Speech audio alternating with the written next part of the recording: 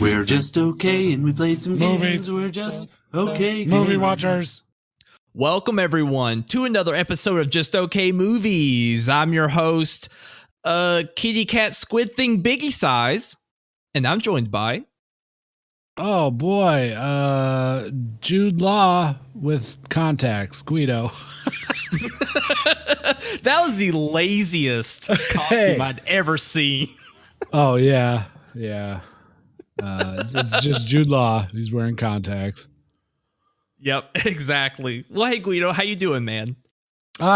Pretty good. Pretty good. Excited for this week to be over. How about you? I'm kind of feeling the same thing. Got back from Vegas on Monday and kind of slept in Tuesday, but I'm already just feel kind of tired. Like after a whole weekend of staying up to our time being about 3 a.m.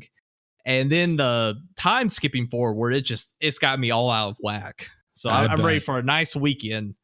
Yeah. But, tell us, Vegas, how'd you do? Did you have a lot of fun? Oh my God, it was so much fun. This year, and actually in about 2 weeks, I turned 30. So I was like, I really want to go to Vegas. So it was Megan, she's a teacher, so they had spring break this week. So we'll just go this weekend so we can come back. She's got break, and I'll just take a day or two off from work.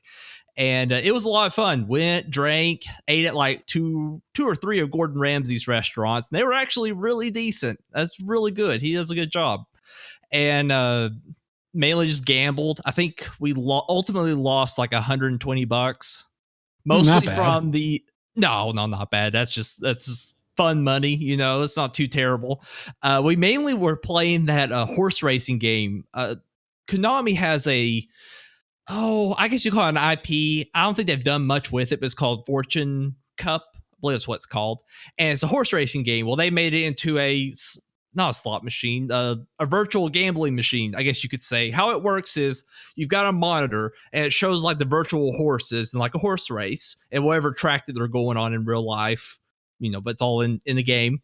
But then on the table, you have this, what would you call it? Almost like a carnival game simulation with the little horses going around the track, and it stays in sync with the horses on the monitor.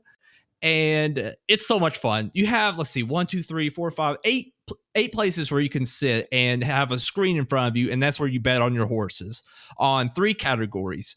The first category is which one's going to win it all, which one's going to get in first place out of the 8 horses, I believe. And then the second one is which horses are going to get first and second place. And then the last one, oh boy, I can't remember. It's...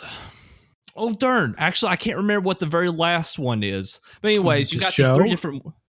It could be. It's a lot larger. It'll probably hit me here in a moment. But anyways, it shows you the odds. So naturally, if it's a really high odd, you get the most payout if it wins, but it's less likely they're going to win. So you're pretty much more than likely throwing money down the hole. Whereas if it's high odds they're going to win, you may win if you bet $1 on it, you might get $1.50 back on your investment. Not bad, but still there's about 4 or 5 options that are sitting around that area. There may be just 1 to 2 points difference in their odds, and you may just end up losing it all. Then if you spread your bets too far, sure, you might win a little bit, but you're going to lose more. And naturally, it doesn't want to tell you that because that's the quickest way to lose money. And it's just so dynamic. It has all the glitz and glamour. I will say, of all the Konami games I've seen there, as much shit as they get for their pachinko machines and other Konami-related gambling machines, they are very flashy, and they are a lot of fun to watch. So I will have to give them that. And that machine in particular, I think there's only 3 or 4 in Vegas right now. I think on the website you can see that. And we stay at the Bellagio, and that was one of them. And it's just, I'd say out of that $120 we lost, I'd say a solid 60 was just on that machine alone. But I mean, out of sitting and watching other people and spending it ourselves, oh my God, we probably spent a solid, 13, 15 hours just at that game alone, just over the long weekend. It's just, it's so much fun. Excellent, man. Yeah. People get worked up at that machine, sitting around it, and everybody start cheering and stuff. Oh, it's just such a spectacle. Because, I mean, the first thing that got me and Megan were the plastic horsies going around the little track. And it looks so dorky, but I guess that's just part of the appeal. And then this is just fun because it's only a $2 buy-in. So $2, that's nothing. You just throw it on either one horse or a couple of the categories. And so low buy-in compared to most. And that's just how it hooks you. That's just how it gets you. And by the end, I was like throwing it on those like 400 to 1 odds. I was like, I'm going big, baby. I'm getting this trip paid for. It never worked out, but it was a good time though. Vegas was a lot of fun. I had a lot of fun. That's good. Good to hear. Oh yeah, man. Yeah. And speaking of fun, I guess you could call it fun. This movie we're about to talk about, Guido. I have a feeling you're probably feeling the same way. I kind of feel like with Marvel films, I've now completed the stages of grief, but for Marvel films, I just kind of feel like I've gone through that roller coaster. So stages of grief, you start with denying, then understanding, then acceptance, something like that. It's kind of like a little roller coaster. Whereas I feel like with the Marvel stages of maybe enjoyment, it like starts out, oh, Marvel's so great. Then I've went down to the lows like, oh, Marvel, God, fucking sucks. And now I'm like in the middle, I'm like, meh, Marvel, all right. And I feel like at this film, I finally have completed that those stages. Do you feel the same way? Yeah, I don't know. I went into it with medium expectations, expecting a fun Marvel film, and it delivered, but it wasn't anything spectacular. I think that for that you got to wait for the big team up movies like Avengers and stuff. Correct. No, I totally agree. This film is extremely passable, a really good time. I thought it started kind of rough. It started kind of feeling like a DC film, and which is now, I guess, kind of a, what does that be, an adjective now? It looks or feels like a DC film, and I was a little worried. I'm like, oh boy, because I've heard mixed things about it. Now we have to also put a preface to the mixed reception of this film being kind of based on some political ideals, which I don't want to get into too much because after watching this film, I don't see where it's all coming from. I didn't get any kind of social justice warrior vibes from this movie. It's just a chick who's a superhero. I don't see anything else saying like fuck guys or whatever people are stirring up about this film that I feel is completely unwarranted. It's just a chick superhero that shoots power out of her hands. Yeah, let's not turn it to anything that it's not. And it's definitely not that. But I agree with you, Guido. Overall, I think the film is solid. It's a very solid film. I personally got more invested in it than I did with like Black Panther. And just because I think they set her character up in a very interesting way. Like it really feels like you start getting into her when she meets up with Samuel L. Jackson. But before I go too far into this, Guido, would you mind just giving us just a tiny synopsis of Captain Marvel? Sure. There is a woman who is a Kree, which is an alien race, and the Kree are at war with the Skrulls, and they have warriors. Pretty much their whole race is warriors. Both of them. They've been at war for a long time. And she is on a mission to find... I don't know what their original mission was, to be honest. They went to go kill some Skrulls, I think it was. Yes. And she ends up getting captured. And it turns out she has these memories embedded in her brain of a life that she didn't live. And this life takes place on Earth, which she miraculously crash lands on, and starts uncovering these memories. And it's a fucking convoluted movie now that I'm talking about it. It is. And that's why I picked you, because you're the best at these. So you're doing wonderful.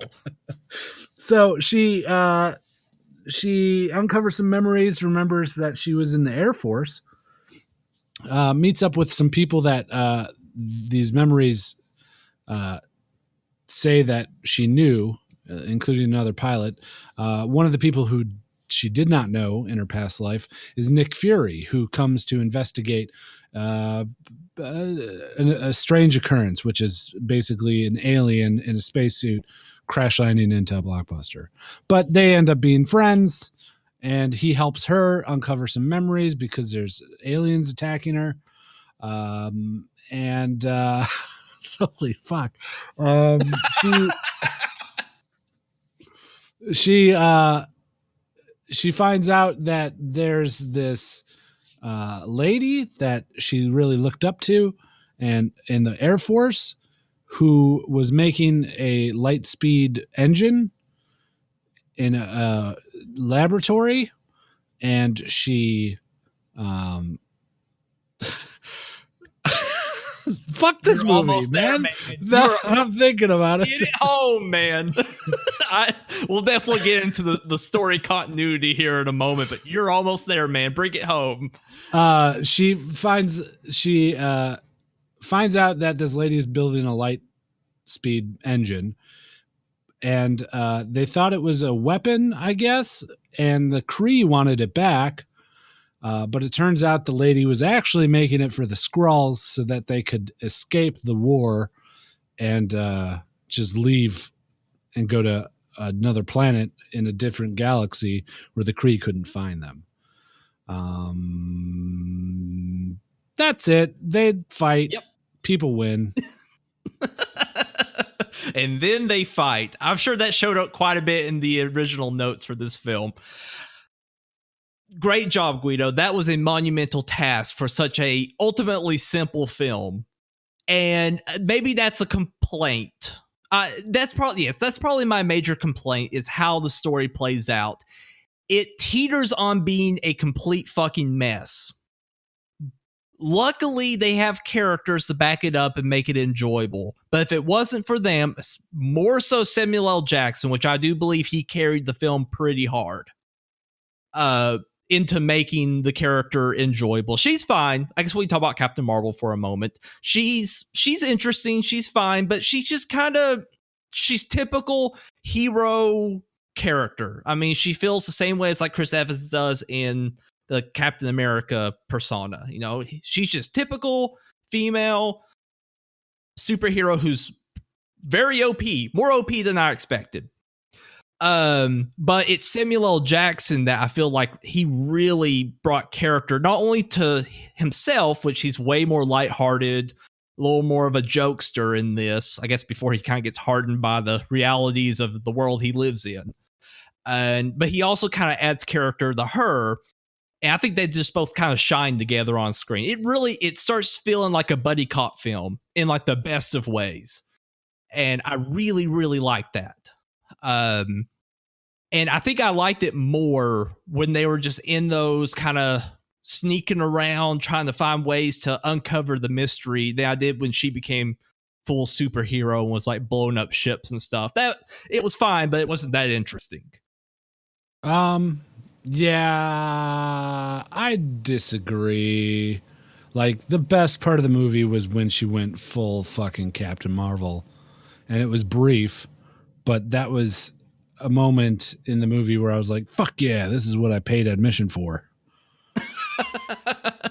Yeah, I agree. I mean, it's really great to see someone just blow the fuck out of some stuff. And maybe I would have cared more if, like, the big set piece for me was when the bombers show up. And that's something else we include. Who are those people? It's the guys who are dressed like the bad guy from the first Heroes of the Storm, Guardians of the Galaxy. And I don't know who they are. Apparently, just like bombing planets. That's Ronan. That's the main villain of Guardians of the Galaxy, the first one. Oh, that is him. So yes. Are they Kree? Or are they just in an alliance with Kree against the Kroll? Like, I guess I didn't understand that relationship, other than they have bombers that like to blow up stuff. Well, they're working for Thanos. I think who they are is fairly irrelevant. They're just a alien race, and they're tasked. He was tasked with finding the Infinity Stones. That's why he wanted the Tesseract. Okay, so he wants the Tesseract. Yeah, He wanted the Tesseract. So was he going to take it from the Kree, or the Kree were going to give No. him the Tesseract? Jude Law was going to give it to him. Jude Law was working for him. That's why he called him in for help. Okay, I didn't know that was for the Tesseract. I figured that just the Kree wanted the Tesseract because it's a shiny power thing. Yeah, you find out that the light engine that she was working on was basically just powered by the Tesseract, which is an Infinity Stone. Right, in a shiny box. Yep. So, yeah, that part, I don't know how I felt about it, because if it were Kree ships that showed up and had a bunch of Kree people on it, maybe I would have cared more about her blowing the stuff up. But it's like, these guys they're just bombing planets. I mean, that's kind of bad, but I don't really know who they are. I didn't like that. It felt just kind of weird. Like that felt like one of those times where they just throw it in there because it was in the comic, and that makes sense. But me as a person who I have no idea, I'm like, hey, those are the guy. That's like the guy from the Guardians of the Galaxy. Why is he here? Oh, why is she blowing their ships up now? I don't really get it. I think it was pretty goddamn clear. Like they're trying they're trying to tie in her involvement in Infinity War. Like they're just trying to link them up, like they've done with every other hero. And this is their attempt at that. So the whole reason she was there was for a disguised Infinity Stone. And now everybody's going into the end game with the idea that she's like, oh, well, this was in my grasp. I could have done something with this rather than hiding it on Earth, or I could have taken it with me, tried to destroy it. So there might be some regret there on her part. But yeah, I felt it was pretty plain to see. I got it. Although I got to mention, I saw this with my daughter and my mom and my dad.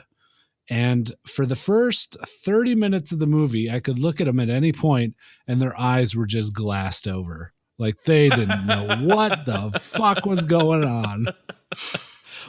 To be fair, and I guess we can go back to the story part, which I think both of us can agree could have been done maybe a little bit better. A little bit. I said that the first beginning feels like a DC film in that they kind of throw you in the deep end, and that's okay to a point. But I could see, especially if someone hasn't watched it at all, has no interest in like how she's tied in with Infinity War and all that stuff, be like, what the hell am I watching? Why do I care? Because I was kind of asking myself those same questions too, because they linger on these early parts pretty hard, and you feel like you're a fish out of water, and you're like, who are all these people? Why do I care? They're all just kind of boring, stereotypical army people. I don't know. I don't like it. And it lost me pretty hard. And then, as you said, going down to, they're always showing you these clips of her past. You're like, why? What am I supposed to do with all this data? Do I need to remember it? Is it important? I don't know. And I really was not digging it at all. Because the way it starts out is she has some of these dreams. There's one in particular does become fairly important at the end, kind of, where she's just like sitting there. She sees this chick with a gun, and this alien guy comes up and just like blasts her, and she wakes up. Then she gets into a fight with, they're doing like kata and stuff with Jude Law, her commanding officer. And they're just talking about, you gotta control your power. You've gotta, you're too wild, Brie Larson. You're too crazy. And they're like, oh, we gotta take you to the Supreme Intelligence because you can't control yourself. I'm just sitting there like, what the fuck is going on? Why do I care? And then the Supreme Intelligence is the chick that she saw in her dream. You're like, okay, let me breathe for a moment. And thank God the film does finally let you breathe when she makes it to Earth, which is not that far further down the path. They go on the mission to capture this one guy who has some sort of intelligence for the scroll, and ends up being a scroll himself as a trap for him to catch Brie Larson, because she has coordinates to where the what the Tesseract is. Whew. And that's not even the main story. Ultimately, the story of this film is Skrull are actually good. They're just being persecuted by the Kree for some reason. And the Skrull want the Tesseract, the power and the engine, to take them as far away as possible from the Kree. That's basically the story. That's it. Every other thing you see, like with her visions of who she is, what she could become, they're kind of secondary. That's the main story. And then she just becomes her with all the powers just as a part of that story. But that's the main part.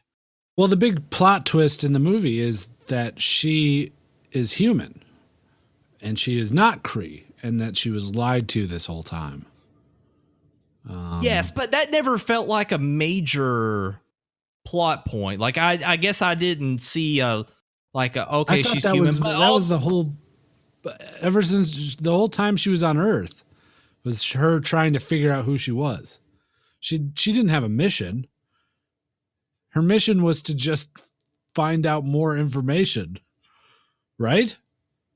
Yeah, but even that gets kind of swept away quickly when they find out, oh, the Skrull are here and they have shape-shifting abilities. Then, her finding out who she is kind of always became a secondary thing. It just happened because it just so happened to be a part of the same mission of figuring out who the Skrull are and what they're doing. Like, it never felt like that was a humongous part of who she is. That's to me, at least. It always felt like we're going after the Skrull, and that's the main thing. Yeah, I don't know. I feel it was more like she was on Earth and she's stuck there until she gets picked up. So she's going to try and figure out what these memories are. And the Skrull are also there and they're chasing her because they want those memories. They want to know where that light speed thing is. Yeah, that's a good point. I mean, they all converge very neatly because you're right. She is trying to figure out who she is, but the Skrull's also trying to get her for the Tesseracts. So since they keep converging on her, she's having to fight them. And then eventually they all get aligned when she learns that really the Kree are the ones who are bad and you're actually from Earth. I don't know. It always felt like the Skrull danger and then ultimately the Skrull mission always felt like it took more precedent than her figuring it out. And it just happened because of those two missions. To me, at least. Because when she gets with, what's his name? Nick Fury, it's all about them trying to figure out who the person is who made the engine and why the Skrull want it as what they assume to be a weapon. And it just all kind of just so happens to also coincide with her memories and who she is. So I don't know. To me, it felt like it always took a back seat. But I'm not necessarily, I'm okay with that because I didn't find her as interesting as I did with these people who can shapeshift and what some of these dreams mean. Yeah, she was, all of the characters except Nick Fury were kind of just one note. Like, you knew Jude Law was bad. Everybody fucking knew it. and like a good example of how to make a brand new IP, how to introduce one of these characters to a mainstream audience is how Guardians of the Galaxy did it. It's just a guy who's super charming, doing a little dance routine, kicking some stuff, hit him with the action right away of him trying to escape a planet and then saying some zingers and just establish what that character is and who he is and what his personality is. And in this, it was just her like, let's go train. And like, that's it. Like, that's who Captain Marvel is, I guess. She likes to train with Jude Law. And she can't control her powers, but she has no personality until she gets to Earth, where she's just, I don't know, kind of a smarky, good guy, I suppose. She's just it's not that good of a character, I think. No, I completely agree. That's why she works well with Samuel L. Jackson, which I feel like he carries her hard, and they just work well together. And that's fine. I don't feel like she needs to be anything that she's not supposed to be. She's supposed to be kind of your kind of archetype good guy with just a little bit of humor, or good girl, I should say. then that's fine. I'm fine with that. And ultimately, I've got to say, maybe I feel like I've been shitting on this film more than I should, because I really enjoyed it. It's a fine film. It feels like a first year Marvel movie, like how Captain America and all those felt like. It's very, on the whole, fairly simplistic, just a bit too complex, especially in the beginning. That needed to be smoothed out a bit more.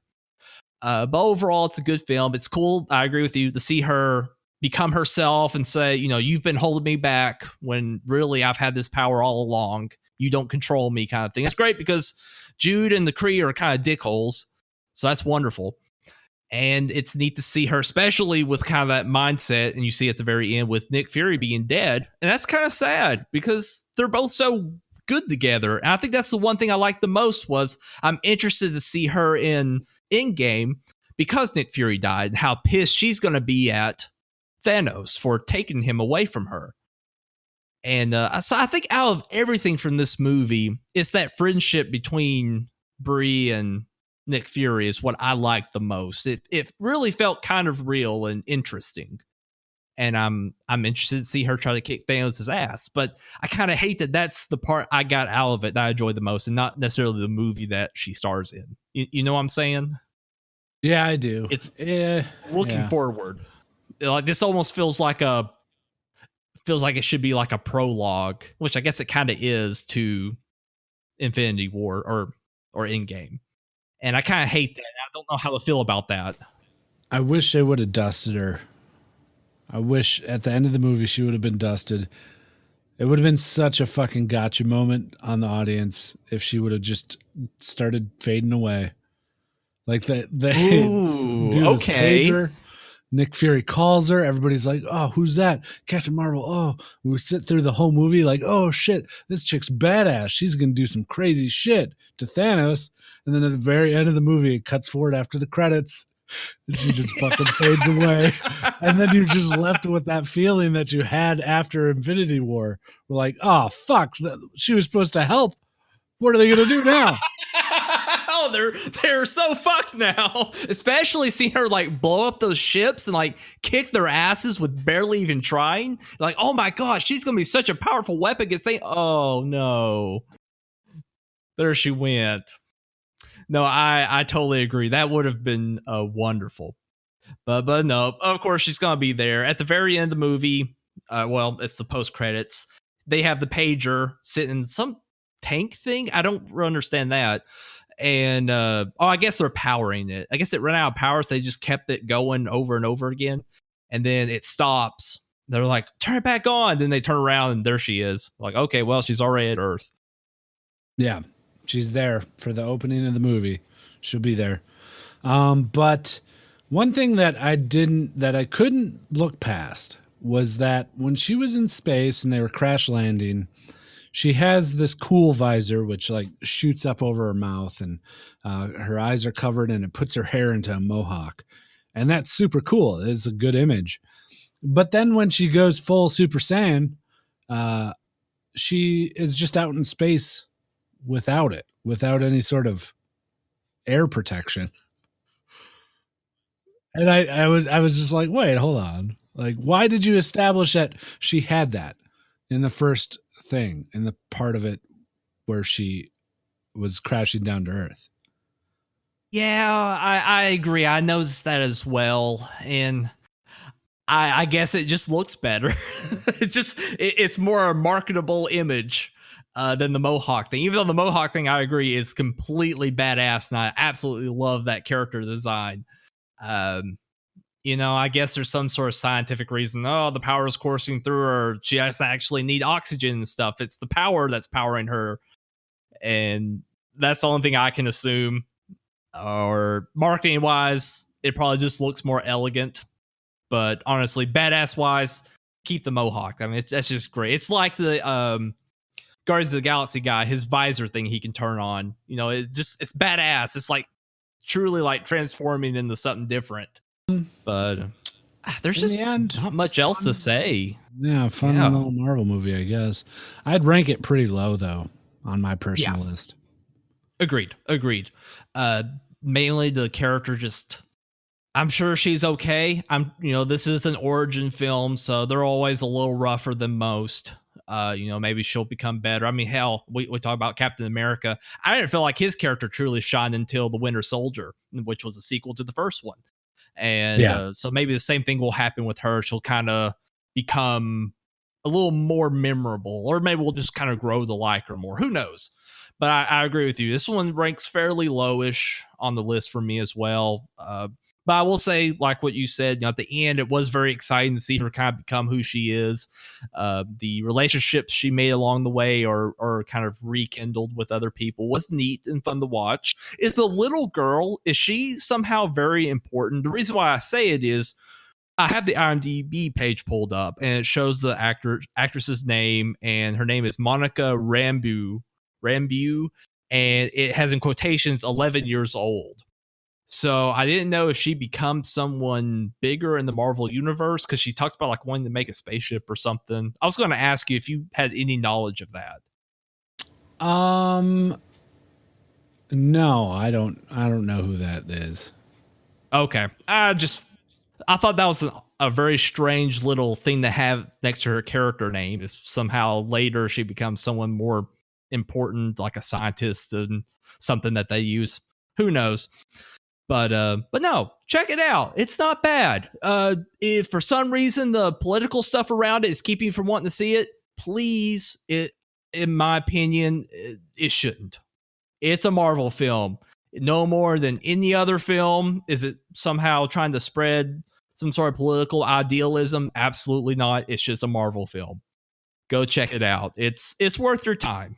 I wouldn't say you have to see this before Endgame. I don't think it's gonna, unless you just want to have some context of her story. She's a powerful girl who can shoot lasers out of her hands. That's pretty much Captain Marvel. So that's about all you need to know. I just double checked the Wikipedia. Monica Rambeau, she becomes Captain Marvel. Oh, really? Yeah, some sort of accident fills her with a bunch of energy, and she has similar powers to the original Captain Marvel. Later goes on as the name Photon and also Pulsar, and she's part of the Thunderbolts. And she also became leader of the Avengers at one point. Holy moly, really? Yeah. Well, then there really is something about that little parentheses then. We'll be seeing her down the road. Well, that's kind of interesting. And also, that's how Captain Marvel gets her powers, is they're trying to do, the experiment is around an engine, and that this doctor's trying to get the Skrull to another world using the engine. We talked about that. But Brie Larson shoots the engine to keep it out of the Kree's hands. And like the power of the blast, so I guess some of the power of the Tesseract is in it, like consumes her. And that's how she gets her powers. So I guess we're to assume the same thing happens to Monica, that they're using an Infinity Stone or something, and it takes her over. Or I don't know, maybe something like that. It's just interesting you talked about the engines, and maybe the same thing happens to her. Yeah, she probably becomes a fighter pilot like her mom. Yeah, that would make sense. That would make sense. That was fun. I'd really enjoyed the there's a plane chase once they get the Tesseract and they're going back down to Earth, and the mom is like flying through these canyons and being chased by someone else. I don't know. I just found it to be really exciting. Now, I like their interaction, Samuel L. Jackson and the mom, when she like kind of does a loop-de-loop and kills the other person. I just love that stuff. It's fun. But go check it out, I guess. I don't know. Hopefully we sold it to you, maybe. But at least you'll kind of know what to expect. But no, I give it popcorn rating. I give it a solid 3. I think it deserves a solid, maybe 3, not 3. Yeah, not 3.5. Yeah, I'm teetering on 3, maybe a little less. It just wasn't super. Where would you put it? I'm curious, since we've got so many now to choose from. Like, which film do you think it would be like button up against? I'd probably put it around the Iron Man 3 area. Iron Man 3, maybe a little bit of First Avenger, Captain America, First Avenger.